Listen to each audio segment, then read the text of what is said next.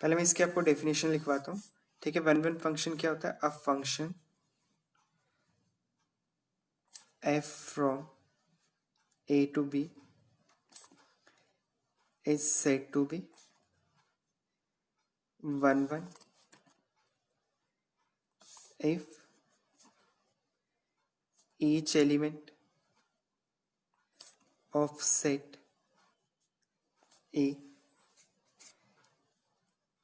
has a unique and distinct image in set B, ठीक है। कहते हैं कि अगर सेट ए का हर कोई एलिमेंट यूनिकली लिंक्ड होगा, उसकी जो इमेज है वो क्या होगी? डिस्टिंक्ट होगी सेट बी में, ठीक है। उन फंक्शंस को क्या कहते हैं बच्चे? वन वन, ठीक है। अब देखो कैसे, जैसे सेट ए गिवन है और ये सेट बी गिवन है, ठीक है।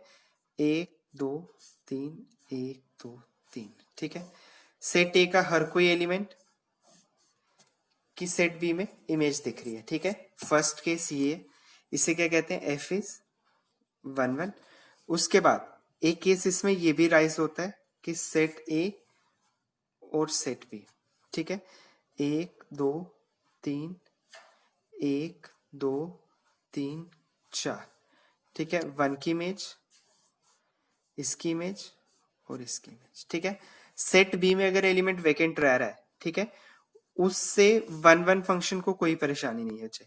सिर्फ सेट ए के जितने भी एलिमेंट हैं, ठीक है, वो सेट बी के सारे एलिमेंट्स के साथ लिंक होने चाहिए, मतलब उनकी यूनिक इमेज होनी चाहिए। जैसे इस एलिमेंट की इमेज ये है, इस एलिमेंट की इमेज ये है, इस एलिमेंट की इमेज ये है।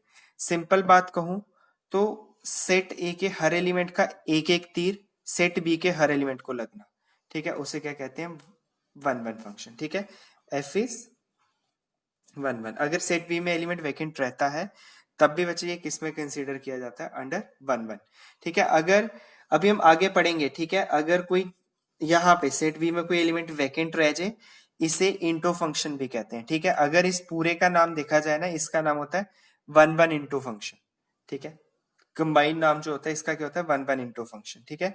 इंटो फंक्शंस वो फंक्शंस होते हैं अगर सेट बी में कोई भी एलिमेंट रह जाए उसे कहते हैं इंटो फंक्शन, ठीक है। अभी हम आगे इसको आने वाले टाइप्स में डिफाइन करेंगे, पहले हम वन वन ही रखते हैं, ठीक है। अब इसके लिए कुछ रूल है वन वन को जस्टिफाई करने के लिए। आपका कोई भी फंक्शन वन वन है या नहीं है, अच्छा वो rule for one one function, ठीक है। आपको फंक्शन दिया और function from A to B, बच्चे स्टेप नंबर वन है, आपने पहले क्या करना है? लेट करनी है दो वैल्यूज कोई भी, ठीक है। किस में आनी चाहिए? डोमेन में आनी चाहिए। हर क्वेश्चन में ऐसे ही करना है, ठीक है, वन वन प्रूफ करने के लिए, ठीक है। दो वैल्यूज जो डोमेन में आ रही है। उसके बाद आपने स्टेप नंबर टू क्या करना है? F of x one equal to f of x two, क्योंकि आपको फंक्शन भी गिवन होगा, ठीक है। स्टेप नंबर थ्री क्या है कि if x one equal to x two आ गया ऐसी वैल्यूज रख के, तो एफ क्या कहलाया जाता है? वन वन कहलाया जाता है। बच्चे फंक्शन क्या होता है? वन वन होता है, ठीक है।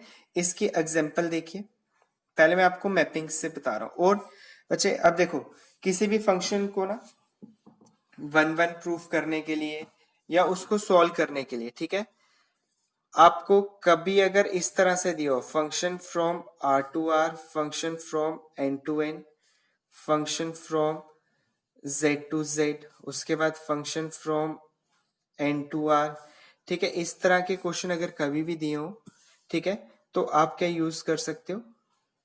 मैपिंग मेथड यूज कर सकते हो, ठीक है। मैपिंग मेथड यूज कर सकते हो, ये इजी मेथड है, आपको पता चल जाता है कि आपका जो फंक्शन है वो वन वन है या नहीं है। अच्छा एग्जांपल, जैसे मैंने आपको बोला कि function from natural to natural, ठीक है, क्या रखा? Natural to natural.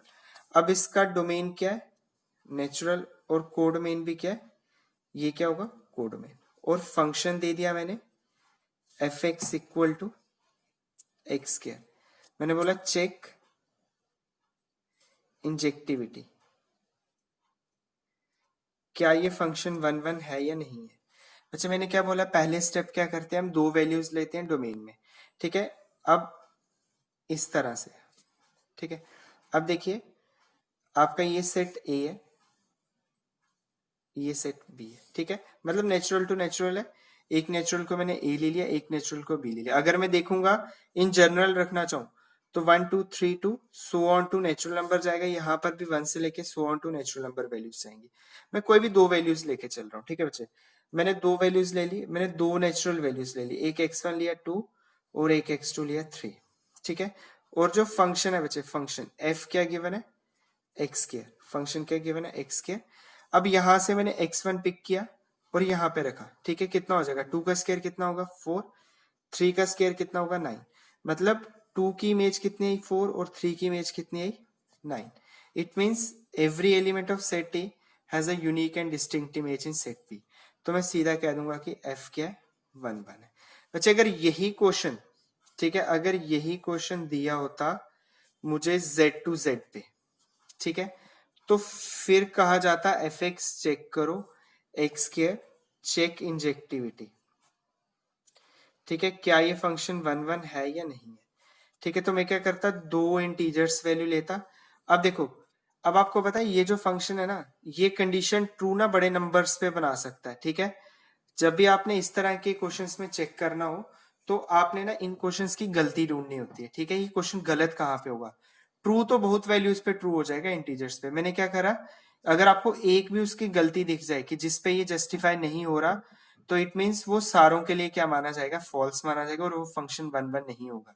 जैसे मैं x1 लेता हूं 2 और x2 लेता हूं -2, आपको पता है इंटीजर वैल्यूज पॉजिटिव भी होती है नेगेटिव भी होती है। तो फिर मैंने x1 की जगह पे 2 रखा, 2 का स्क्वायर कितना होगा 4, ठीक है, -2 रखा, -2 का स्क्वायर भी कितना होगा 4। मतलब इन दो डिस्टिंक्ट एलिमेंट्स की, ठीक है, जो सेट ए में थे उनकी सेम इमेज बन रही है, ठीक है।